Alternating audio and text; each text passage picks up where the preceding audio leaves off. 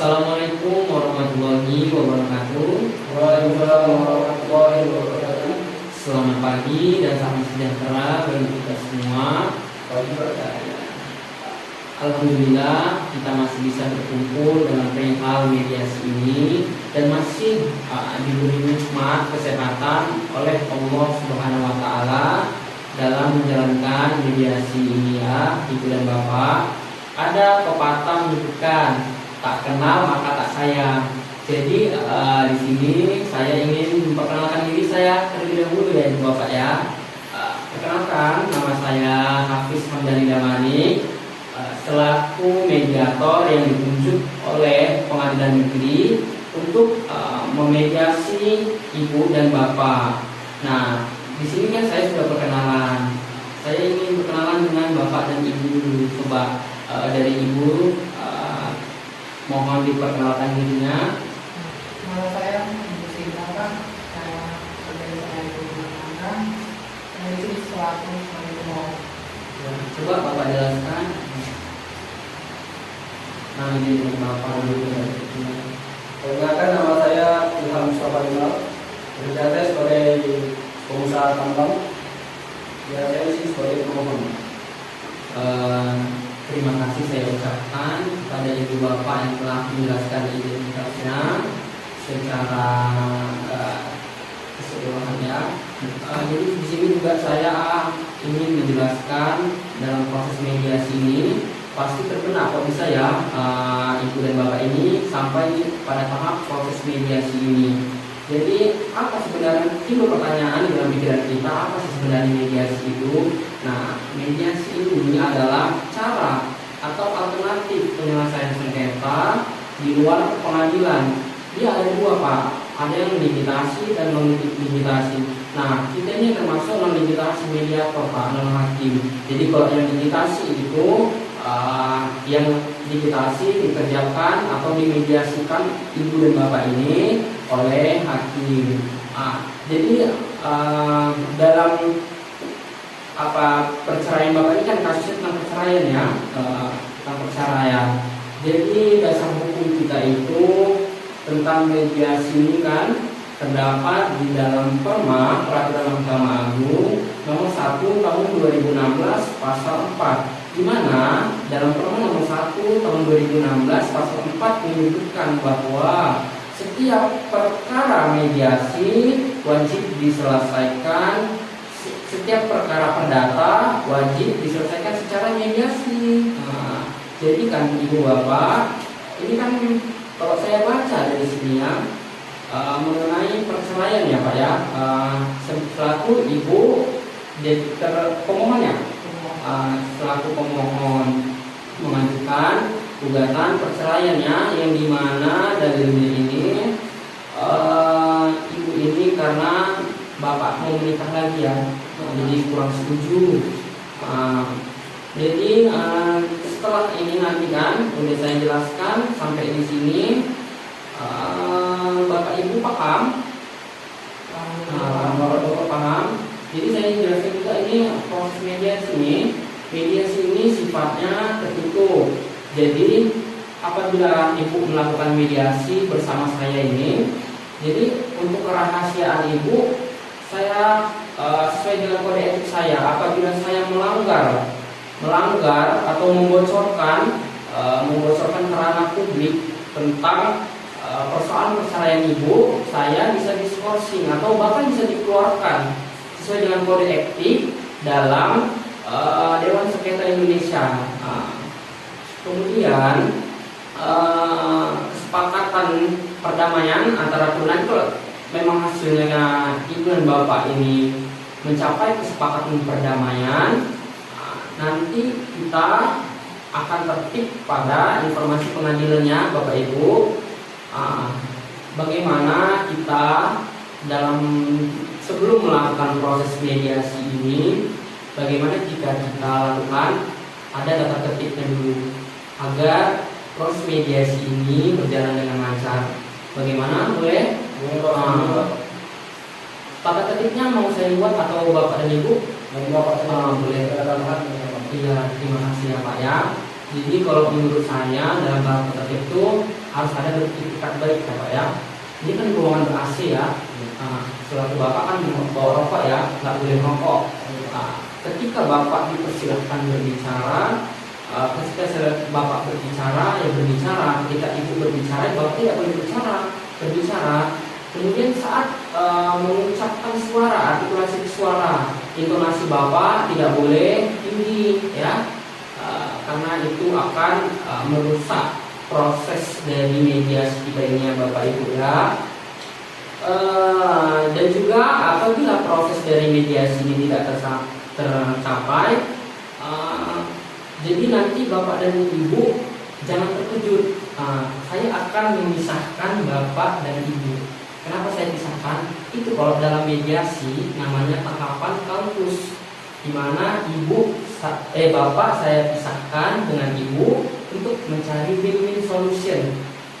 Win-win solution agar permasalahan ini bisa kita refleksikan atau parafrase dengan kita carilah jalan keluarnya bagaimana ya Bapak Ibu ya. Jadi setelah saya sekali lagi menjelaskan tentang kaukus, tata cara tadi mediasi, tata tertib mediasi, sampai di sini Ibu paham? Kalau Bapak paham ya Pak ya? Ya terima kasih Pak. Jadi kalau saya baca kasus Bapak ini tentang perceraian, saya ulangi lagi ya, tentang perceraian yang dimana Ibu selaku pemohon dan Bapak selaku termohon ya. Jadi dalam kasus ini yang berulang ini kayaknya si Bapak ya. Ya, Bapak ini ingin menikah lagi ya, tapi Ibu tidak setuju. Tapi dengan kepentingan anak, Bapak ingin merubah stigma buruk tadi agar kembali ke Ibu ya. Coba saya mau dengar dulu kronologi kasusnya bagaimana. Coba boleh dijelaskan dari Bapak. Jadi begini Pak, sebenarnya saya masih ingin rujuk dengan Ibu Sinta ini, karena saya memikirkan anak-anak saya, mereka masih kecil Pak. Saya maksudnya kami ada Bapak gitu. Cuma dari Ibu Sinta ini memang untuk tidak bisa, karena salah paham lah. Dia berpikir bahwasanya saya ingin menikah lagi dan menduakan dia, berarti tidak Pak. Semua kesalahpahaman. Kalau menurut Ibu, bagaimana kronologinya Bu? Begini Pak, saya sih ada yang dibutuhkan Bapak dikarenakan Bapak ini ingin menikah lagi Pak. Saya tidak ingin dimadu. Apa kata orang nanti kalau saya menjadi istri kedua? Malu saya Pak, karena harga diri saya. Ini saya sakit lagi. Jadi di sini saya tidak akan memajukan siapapun, karena di sini saya sebagai pihak yang netral, tidak ada memojokkan Bapak, tidak memojokkan Ibu. Disitulah tugas mediator ini. Apa tugas untuk mendamaikan kedua belah pihak agar mencapai kesepakatan perdamaian Bu. Jadi kalau permasalahan yang saya tangkap tadi ya Ibu Bapak ya, jadi menurut saya sepertinya Bapak ya mau menikah lagi ya. Kemudian Ibu tidak setuju, makanya Ibu menggugat Bapak. Tapi Bapak masih ingin melanjutkan hubungan pernikahan Bapak dengan Ibu ya. Iya Pak. Begitu ya. Jadi begini Pak, sebenarnya di dalam Islam dibenarkan adanya poligami, kan? Kita kalau yang orang beragama itu kan tahu Pak ya, dibenarkan adanya poligami. Tapi agar tidak merusak rumah tangga Ibu dan Bapak, semestinya sekali lagi saya ucapkan bahwa saya tidak memasukkan Bapak. Ini saya tidak netral, tidak memasukkan Bapak. Semestinya Bapak itu harus meminta izin terlebih dahulu kepada Ibu. apakah ibu mau atau tidak, dan nyatanya ibu kan tidak mau, ya kan Pak. Jadi bapak juga karena telah digugat oleh ibu berpikir bapak cerainya ini kan, berpikir juga kasihan kali anakku 2 orang, apalagi masih kecil-kecil ya Pak ya, bakal merusak psikolognya kan. Itulah yang telah bapak ceritakan tadi. Iya, memang benar itu Pak. Kalau memang niat bapak masih ingin berubah, ya selagi masih bisa dirubah, ya dirubah.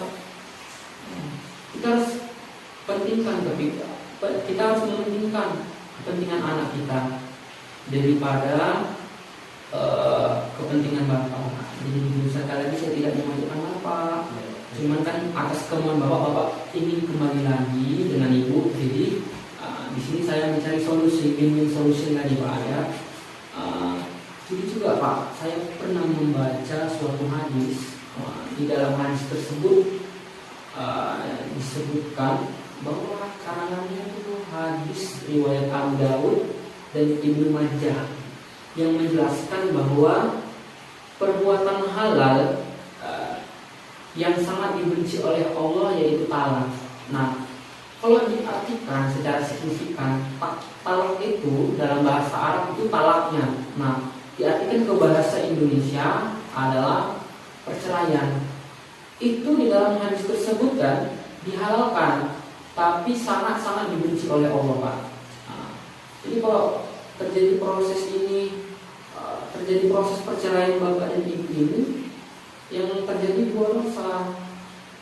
Anak pertama terlantar, kemudian sangat dibenci oleh Allah. Jadi menurut saya segini Pak, solusi dari saya. Tapi kalau bapak masih tidak mau mengikuti solusi dari saya, atau tapi kan persepsi bapak ataupun ini kan pemikiran bapak ya, menurut saya bapak ceraikan aja, bapak inikan aja, putuskan aja calon istri bapak ini, berdamailah dengan ibu, agar anak-anak juga tumbuh kembangnya diperhatikan. Kasihan masih kecil-kecil Pak. Saya sama sekali tidak membela kepentingan ibu. Jadi saya pihak netral, mementingkan kepentingan anak, kepentingan keluarga bapak. Jadi begitulah Pak. Kalau menurut ibu gimana? Apakah ibu masih bersikap tidak mau rujuk dengan bapak? Kalau saya Pak, apa yang disarankan Bapak Mediator sangat sekali.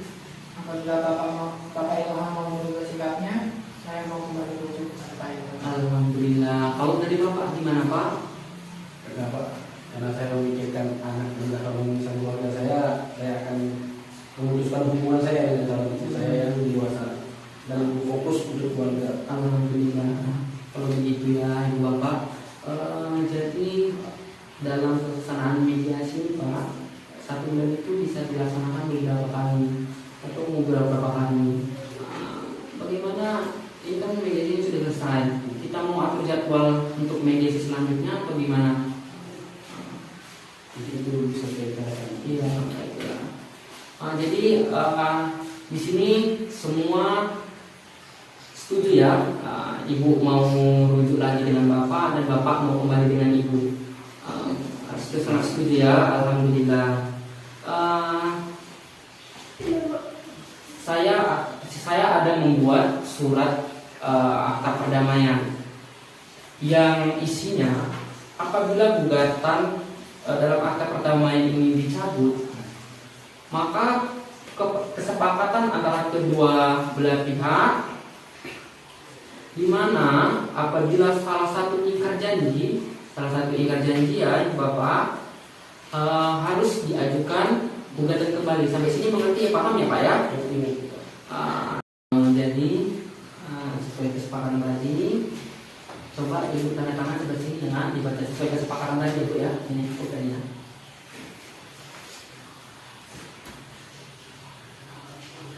Ya baik.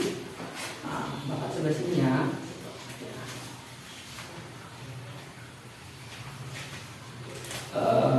Alhamdulillah saya ucapkan karena proses mediasi ini berjalan dengan lancar dan baik, maka akan segera kita akhiri proses mediasi ini. Kesimpulan dari saya, semoga bapak dan ibu selalu dalam perdamaian. Jadi di dalam kondisi apapun, permasalahan apapun, sekecil apapun permasalahan dalam rumah tangga itu harus diceritakan kepada suami dan istri, agar permasalahan itu walaupun dari yang kecil tidak menjadi lebar. Dan nanti sampai di rumah sholat, jangan ditinggalkan sholat bapak ibu ya, karena itu menjaga kita dari perbuatan keji dan mungkar ya. Dan saya akhiri sidang proses mediasi ini. Wabillahi taufiq wal hidayah. Wassalamualaikum warahmatullahi wabarakatuh. Boleh berjabat tangan dulu Pak. Alhamdulillah.